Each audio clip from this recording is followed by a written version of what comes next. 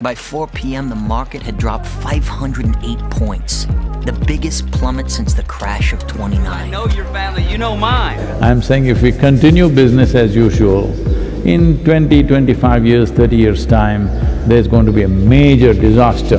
Let's talk about the speed with which we are watching this market deteriorate. We're red everywhere, essentially, down by 4–5%. We're down over 16. If somebody from outside comes and questions, normally they kill them because he's threatening the stock market. He'll just bring down the sentiment.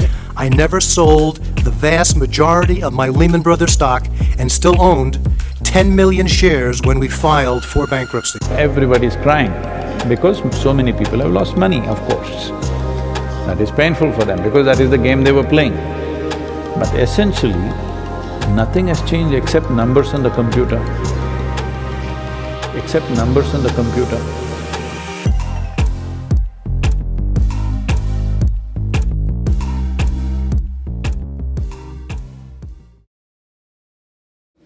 At least this virus has put the pause button, not stop, pause button. Look at all the noise we're making about this. 2 months, if you stop your economy, everything is going to go away? No, it's not like that. What wealth is there upon this world, what possibilities are there are not gone.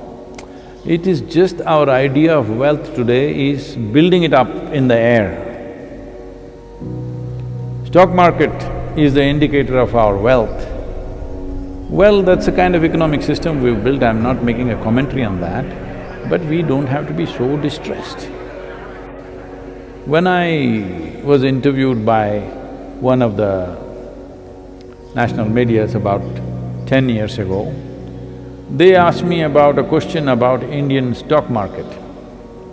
Because that day for the first time, the Indian stock market had breached the 20,000 mark. Never before it had hit 20,000. So, they asked me, what do you think about it? I said, see, in my estimate, if you look at the businesses and their capacities, the industries, what they can produce, what they can do, the stocks in reality are worth about maybe 12,000 is where it should be. But of course we want to create a positive sentiment, so we'll make it 14,000. Because human sentiment drives it, 14, 15,000. 20,000 is a bit too much.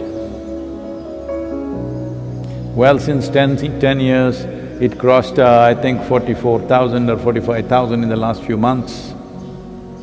Today it's come down to, I think 28 or 29,000, I'm not on it.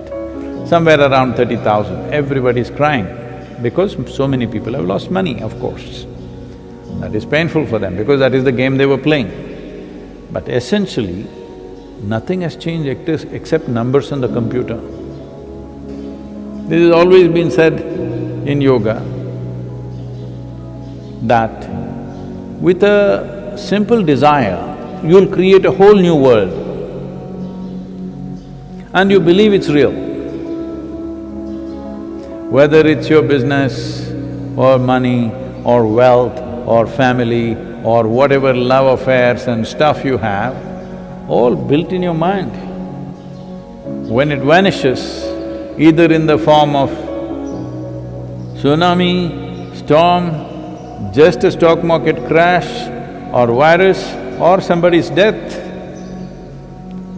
suddenly you are so disturbed by it because what you had built up in your mind just went away. Let us say if we just look back, how we were living 10 years ago, how many things we had, I'm not even talking a generation, just 10 years ago, were we in some deprived condition? We were doing fine. I'm telling you, if you look back 100 years ago also, when nobody had anything like this, even then they were fine. 10,000 years ago, if you look back, even then when they lived in the jungles and wherever, then also they were fine in their own way. Maybe they didn't drive an automobile, maybe they were not WhatsApping, but they also lived a complete life in their own way. So, economy goes backward, it's just the pain of adjustment.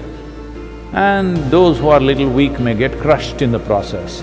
That is the only concern. Otherwise, economy steps back. It's not a genuine concern, it's not a real concern, it's okay. And anyway, as we can see, all the birds and animals are saying, let's make the planet great again.